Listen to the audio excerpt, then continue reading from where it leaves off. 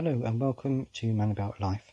Today I'm going to be talking about a app which is another Adobe app, which I've covered other Adobe apps before, but this one I haven't quite covered in itself. So this is something I'm going to be bringing into you as well. And there's another photo editing software, and I'm going to be doing some photo editing software on a PC as well. Some apps that come out on PC as well, and also on the Chromebook. So if you want to see some of those as well, don't forget to like and subscribe to the channel. It does help me a huge amount, and I really appreciate everybody that subscribes. I hope you've enjoyed the videos up until now, and there's going to be some more coming up very soon as well.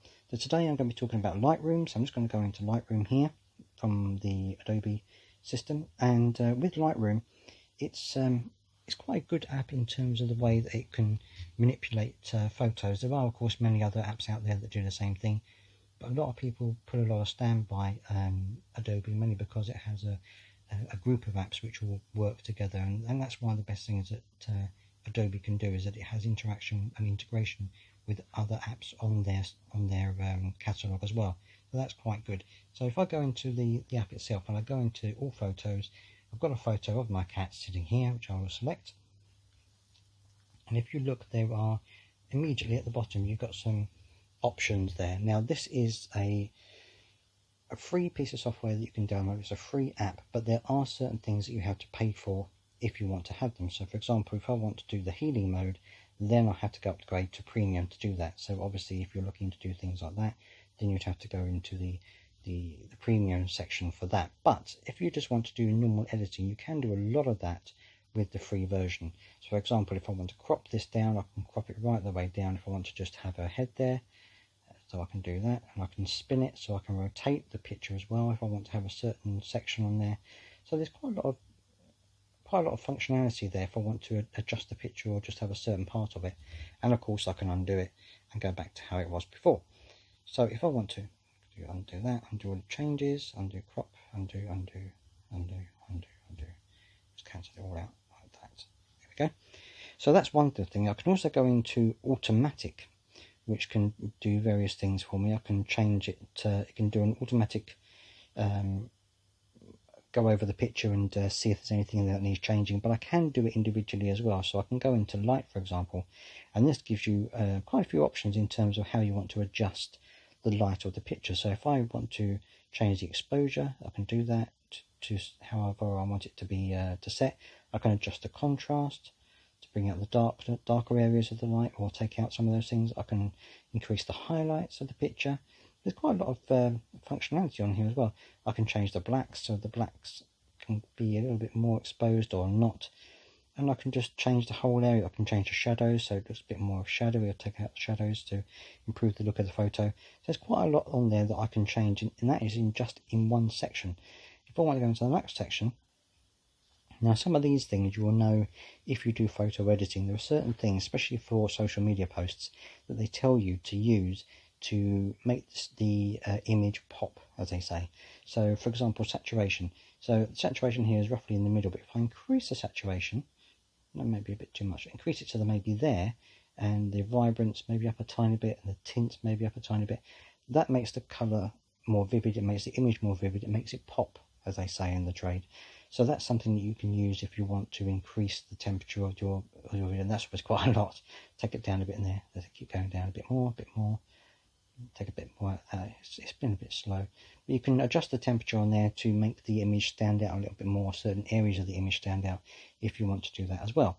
I can then also go into other effects such as texture, so I can adjust the texture of the image to bring out a bit more of the grain, or a little bit more of the detail on the fur.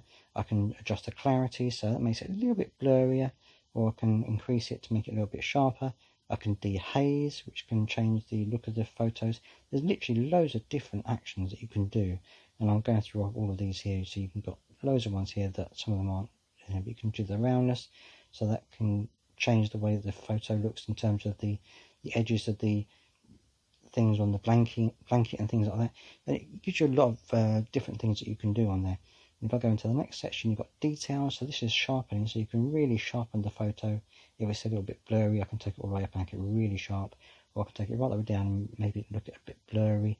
If it's maybe a bit too sharp, I'll keep it somewhere in the middle there.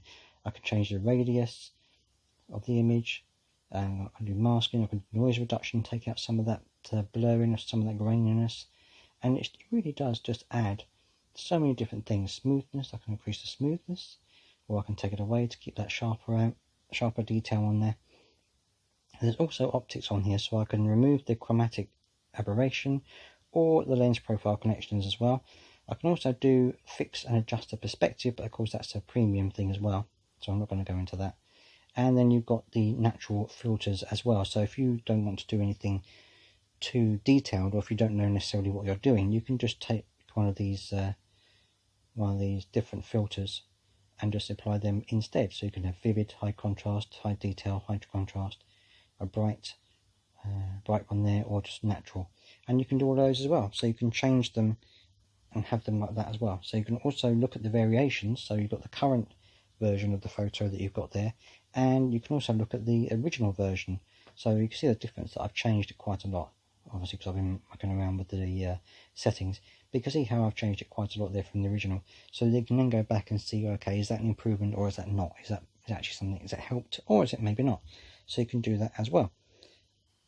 And then you can reset the whole thing and take it. You can just reset it to the adjustments. You can reset it, all of the adjustments, so it's back to original, or just how it was when you originally uploaded it to your phone. So it has got a lot of functionality on here, and certainly if you are a professional photographer, then you might not necessarily be able to use all of the features that this has got, but it's got a couple of good things on here. You can import videos, you can take a photo directly from the app. If you come across something you want to take a photo of and you want to edit it straight away, you can edit it, take the photo and edit it in the app itself, which is quite a good feature as well.